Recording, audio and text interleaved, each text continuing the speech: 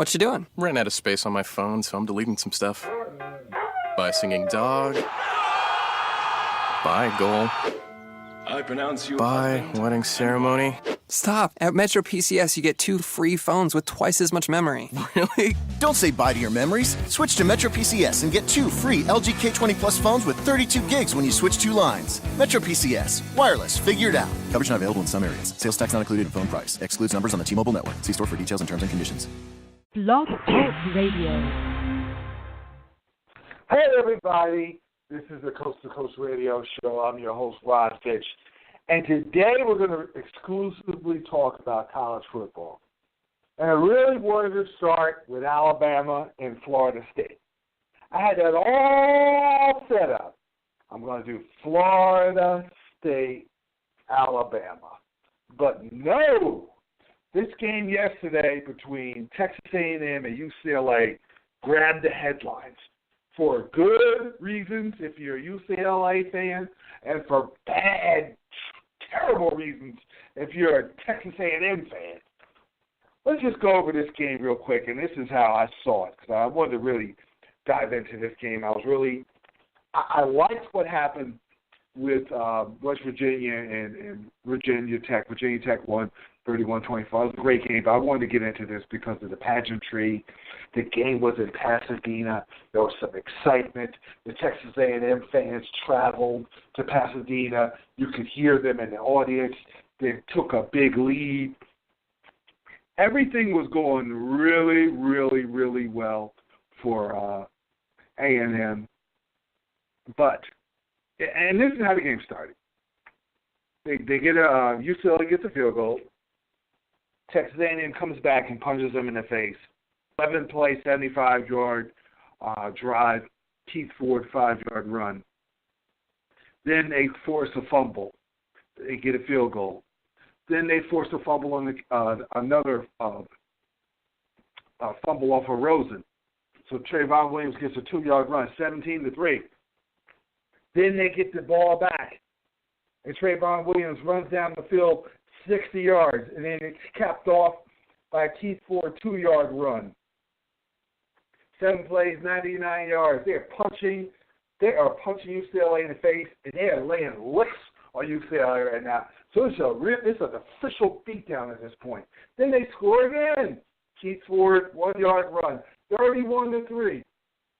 Second quarter, okay, UCLA comes back with a touchdown drive, a nice 4-play, 67-yard drive. Jalen Stark scores. But then they come back again, Texas A&M.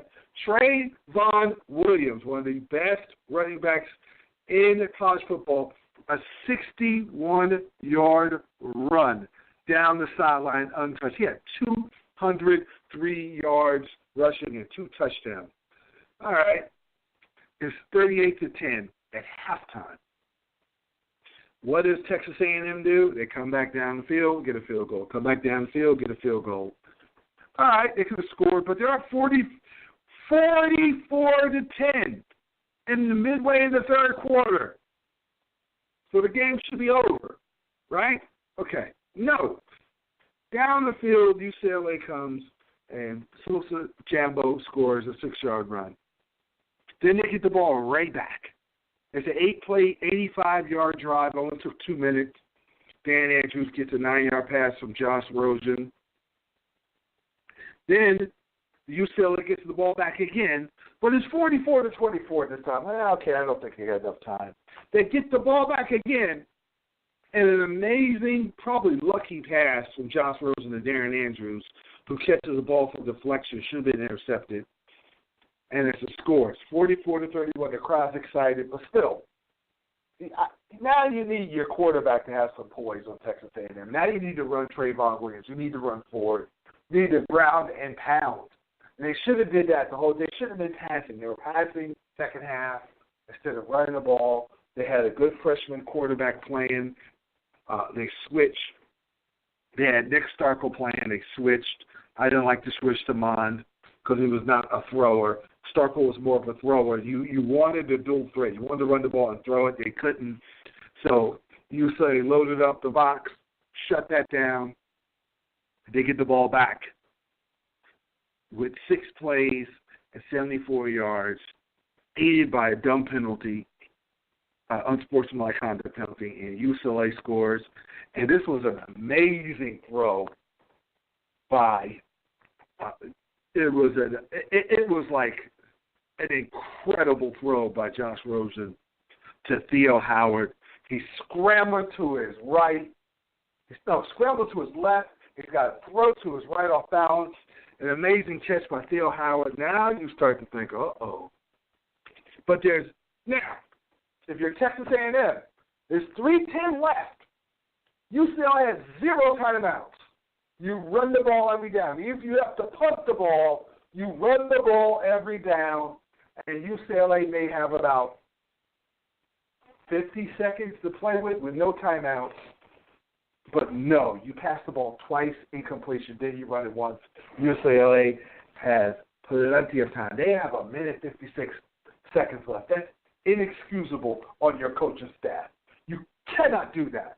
You must run the ball. If they stop it, if they stop you, you have 50 seconds. They have 50 seconds to play with no timeouts with the length of the field if you get a good punt.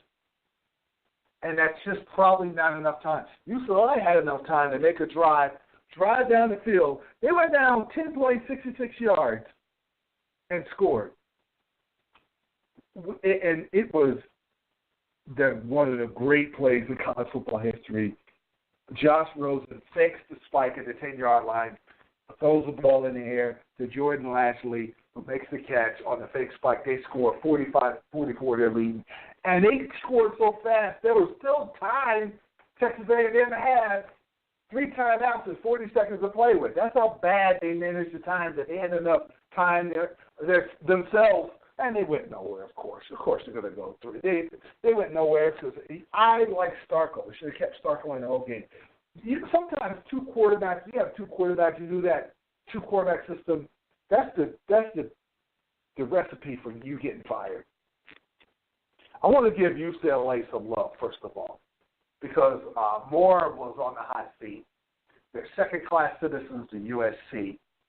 This is an incredible comeback. Their defense played a lot better in the second half, a whole lot better. They gave up only 6 points. They were beat up in the first half, just rammed it down their throat. The only thing that Texas A&M didn't do, they passed it okay with Nick Starkle, but once Mon came in, he went 3 for 17, 27 yards passing. How in the world do you have a quarterback like that in a big game like that where you need passing yards? And Starkle had a pretty good arm. Why wouldn't you go back to Starkle? Why would you stay with Mon, who can't throw the ball, who can run? He ran it well, but you needed first downs, and you didn't get them. And UCLA stormed back. And UCLA was Josh Rosen was 35 of 59 for 491 yards passing. Unbelievable. Lashley was great. Andrews was great. Wilson was great at tight end, 208 yards. Andrews was great with 2 touchdowns. It was an impressive win by UCLA. And you know what this could do? This could jumpstart UCLA. I know Stanford's tough. Washington is really tough. Even though they struggled against Rutgers in the first half, second half they came on pretty strong. I was impressed with the grit and the heart of UCLA and how the toughness they showed to come back. It would be a lot of fun if UCLA was undefeated and ran the table. I don't know if they're going to be able to do that. Beat Washington. USC was able to beat Washington and run the table. And then you have USC, UCLA for the right to play into the playoffs maybe. And Battle of Los Angeles. Woo! Boy, that would be serious. I don't know if that's going to happen. I don't know if UCLA has got enough to get through the Pac-12. A lot of good teams in the Pac-12, especially Washington. But personally, I would love to see that. I would love to travel out there to see that game, of course. I have a hidden agenda, but anyway, that would be great. Now, let's go to Texas A&M. That's a disastrous, god-awful loss. Terrible loss. The coach was already in the hot seat because the AD in the interview said, well, we would like to see an improved record this year. that's politically correct for saying, you know what, you're behind others, you better play that. If you don't, you're going to get fired. If I don't see improvement, if I don't see a win versus Alabama or Auburn or any of the teams that we lost to and constantly fading toward the end of the year, every year, not playing as well, other than the Johnny Manziel years, you know, he's going to get fired. But this is, in my heart, this is a game that will get him fired. I can't see them recover. I can see them recover and winning because they got a good team. But I don't trust them. I don't trust their coaching staff. If you can't hold a 44-10 lead going into the second half, and you don't run the clock out when you're supposed to, that's telling me you guys don't know what you're doing. You as an entire staff. And Kevin Sumlin and his staff, they're going to get fired because the alumni went on Twitter, and they went nuclear on Twitter. It was like, he's got to go. He's got to go. He's got to get fired. This is the kind of loss when you're already on the hot seat that just sets ablaze the thoughts of him getting fired. Talk radio, all week long they're going to be talking about him getting fired out in Texas. They're going to be talking about who can replace him. Who can replace him? They're already working on trying to get a replacement. The alumni, the donors, they're going to be flooding the president like, what's going on? Why is he still coaching? You know, as an African American, I hate to see him leave. I like Kevin Sumlin. I think he's a pretty good coach, but when you blow a 44-10 lead, I can't defend that. So if they do end up firing him, you know, hey, that's where and it's pressure in Texas. Texas football is like a religion out there. Now let's get to the Bama-Florida State game. You know, this game I thought would be decided on defense and maybe plays from Hurts and definitely Francois, and it would be close. This game was about special teams. I'm going to give you the scoring recap. It was Alabama missed a field goal. I thought that would come back to haunt them. But then Andy Papanatos, I hope I pronounced that correctly, got a 35-yard field goal. Sorry about that. 3-0 Bama. But then Florida State comes back on an 11-play, 90-yard drive, and Francois was balling during this drive. 3-yard pass, Auden Tate, 7-3 Florida State. But then this is what Nick Saban always does. Whenever he's behind, he's not as conservative as you think. He runs the ball a lot. But whenever his teams get behind, he always likes to go deep. And he did it again with Calvin Ridley, 53-yard pass from Jalen Hurts. I have no idea why he was single covered. I think they dared him to pass the ball, and they paid for it. Bama with the lead. Florida State comes down the field. Looks like they're going to tie the game at the half. There's a pass interference penalty that they didn't call that kind of hurt Florida State. But then they get the kick blocked. Another special team play by Bama, and they're not done with the special team. Second half, they block a punt deep in Florida State territory. Florida State defense stiffens. So they kick a field goal, 13-7. Florida State, they're okay. They right in the ship. On the ensuing kickoff, they get a strip, fumble. Alabama gets the ball back into Florida State territory. Now you're asking the defense to come back and do another 3 and out. That wasn't going to happen. And then there's an 11-yard run. And then Jalen has 11-yard run from Damian Harris. Jalen Hurts passes the ball to Calvin Ridley for a 2-point conversion. It's 27, and that's headed toward the fourth quarter. That's pretty much game. And then they ended up adding a field goal. They baited, which Francois doesn't make a lot of mistakes. He's never had a game where he threw 2 picks. He threw 2 picks in this game. Bama baited him. One time in the corner, faked like he was in bump and run, backed off, and ended up baiting Francois to throw the ball right directly to him. And he faked like he was going man, and he dropped off into the zone, and Francois never saw him. And that was pretty much the death knell of Florida State. Then Francois gets hurt, so he's out for the season. So that really ruins, from a Florida State standpoint, That's going to mess them up going forward. This opens the door for Louisville, who eked out a win over an improving Purdue team. This opens the door for Louisville because they get Clemson. They reloaded. I don't know if they're ready this year, but I watched that quarterback and receiver. They're pretty good. They're still explosive. And Dabo Swinney can flat out recruit. He recruits like that's an SEC team. But Clemson has to go to Louisville. Louisville's going to want revenge. I think Louisville could go to Florida State now and win without Francois. This opens the door for Louisville to get into the playoffs. Because you get through that ACC, and then maybe you beat a Miami in the finals or improving Virginia Tech.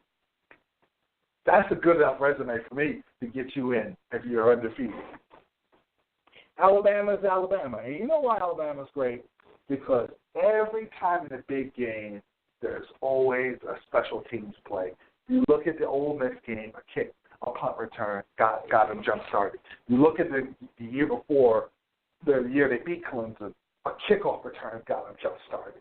It's either a blocked punt or it's a kickoff. It's always something out there. Kickers aren't the best, but he's able to work around it. And that's what made Alabama so good.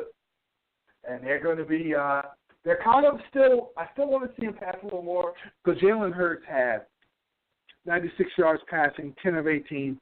I like the bomb. I like his command. I think he's going to be a lot better. They still need their big dogs to make plays. He's still going to make plays because I think they're going to load up on the box to make sure Scarborough and Harris and Hurts runs really well, that they don't really hurt him. Florida State did a pretty good job defensively on Alabama. But, Alabama's Alabama, and Nick Saban's 11-0 against his former coaches, 11-0 in openers. There's discipline. They play smart. They're ready to play early. A lot of teams are sloppy early in the first game because they're kids. Alabama is and you know what makes Nick Saban great? He's going to scream and holler on the sideline. Because there was a penalty. The coaching staff was too far onto the field. So that's a penalty. And Nick Saban let them have it. But then his kicker misses then his punter pumps the ball 10 yards, gives the ball away, and Alabama takes us. So Florida State's in business with a chance to tie the game or take the lead. And Nick Saban encourages the punter. Okay, you'll get him next time. And the next time the punter drills like a 54-yard punt. So Saban knows the pulse of his team. He knows how to motivate guys. All summer, they lost to Clemson in a heartbreaking game. All summer, he pushed them. He had to hear about that. He cracked the whip. But he also encouraged them and told them how great they could be. And they lost a lot of starters on defense in the NFL. They got a brand-new crop of starters who are young. They're saying Alabama's not experienced, but they're 5-star starters who are coached to the maximum by that coaching staff. Coaching is important. You get the 5-star recruits. What you going to do with them? As Nick Saban knows what to do. They lost 2 linebackers. They'll plug in out for the season. They'll plug 2 more linebackers in, and they'll keep it moving. That's the Alabama way. It is very, very, very interesting to see how Alabama does this. Like, you see the Patriots do it every year, and the Giants and the Steelers and the Packers and teams like that. They're grown men who've been together. These are kids who are there, and they're gone. And they get the new crop of kids, and every year Nick Saban gets the job done. 5 national championships, 4 with Alabama. They would have won last year, but Deshaun Watson had an out-of-body experience. Every time Bama's lost a game, their quarterback has been outrageously unbelievable, making unbelievable plays like Manziel, like Chad Kelly, Cam Newton. Guys have just had extraordinary things. I don't think there's a quarterback like that in college football this year. That's why I don't see nobody beating Alabama. And usually teams that lose in heartbreaking fashion don't come back as strong. Alabama's a different animal. They're coming right back. And they're looking to reclaim that crown that they didn't get last year. And they're looking to get that championship and keep the ball rolling. Hey, listen, I love watching Alabama and Roll Tide. Now, this is the game I'm most proud of because I was the only guy to pick it. That was Michigan beating Florida. And I'm going to tell you something. Will Spates is good, and Will Spates is terrible at the same time. 11 to 25, 181 yards, 1 touchdown, 2 pick sixes. It would have been 33-3 whitewash without the pick sixes. Michigan has control of the game. He threw 2 pick sixes. It's 17 to 10. I thought the biggest play of the entire game was near the end of the half. Near the end of the half, Quinn Nordin, a freshman, kicked a 55-yard field goal. They stabilized Michigan. They relaxed them. And then they were able to come down, get a 10-play, 75-yard drive. And that was game because Florida couldn't score in that Michigan defense. And they got 2 more field goals and then a fumble return on a sack. They just blew up Florida's quarterbacks. Weren't any good. Zaire's not any good because I'm a Notre Dame fan. I've seen them play. They're not getting any. Florida has a good defense, but they're literally the most overrated college football team I've ever seen. Other than the Urban Meyer years with Tim Tebow, they've been overrated. Even the Spider teams have been overrated. He got the one national championship because he was able to rematch Florida State. He wasn't even got that national championship. Look at the games that they underachieved in. Great coach, Spider. But they underachieved and were overrated and overhyped and got their rear ends kicked in a lot of big games. Look at what Nebraska did to them one year. And look at what Alabama, there was nothing in the South last year, nothing in the East, SEC East. So they was to almost get a bye to 2 finals. Alabama crushed them. I think this year's going to be tough because Georgia's better. South Carolina, I like, is a lot better. Missouri has a good defense. So I don't think Florida's going to make it. I think Georgia's going to find a way to make it. And Alabama and Georgia. But watch out for Auburn. I'm looking to get Matt Lowe on, who covers college football for Lindy Sports, and he's an Auburn grad. I like Auburn. I like Stidham. I like the move. I think Auburn and Alabama could be undefeated going into that weekend where you have USC and UCLA. I'm hoping they will be undefeated. I don't know about all that. Auburn and Alabama could be undefeated. You could have an amazing weekend. Ohio State, Michigan. That could be an amazing weekend. Now, before I leave the scene, I do want to talk about Major League Baseball.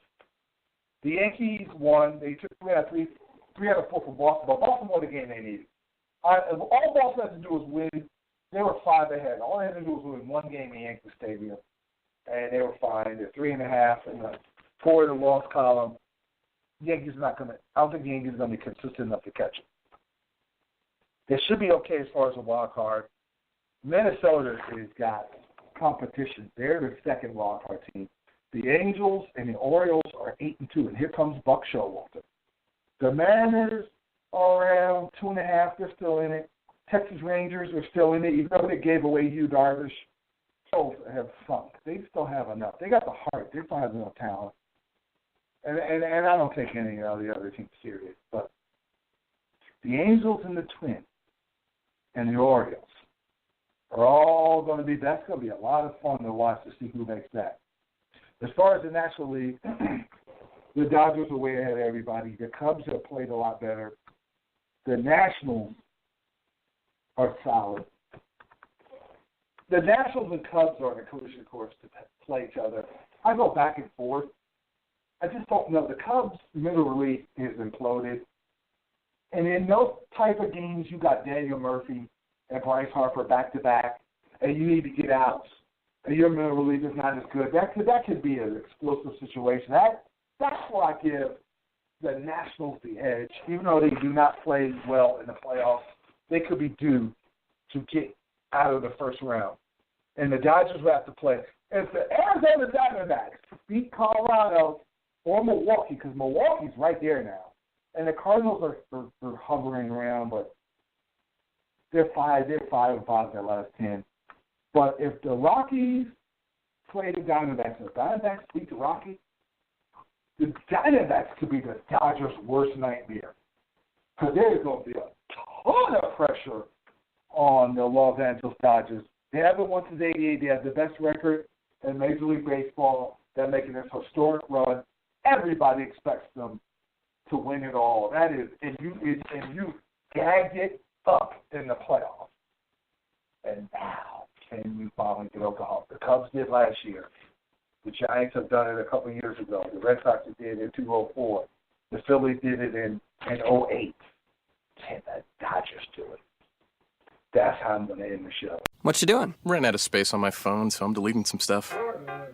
By singing dog. By goal.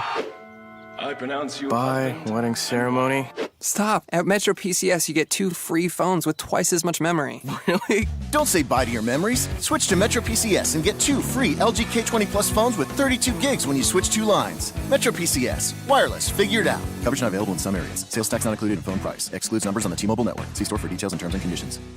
What you doing? Ran out of space on my phone, so I'm deleting some stuff. By singing dog. By goal. I pronounce you. By wedding ceremony. Stop. At Metro PCS, you get 2 free phones with twice as much memory. Really? Don't say bye to your memories. Switch to Metro PCS and get 2 free LG K20 Plus phones with 32 gigs when you switch 2 lines. Metro PCS. Wireless. Figure it out. Coverage not available in some areas. Sales tax not included in phone price. Excludes numbers on the T-Mobile network. See store for details and terms and conditions.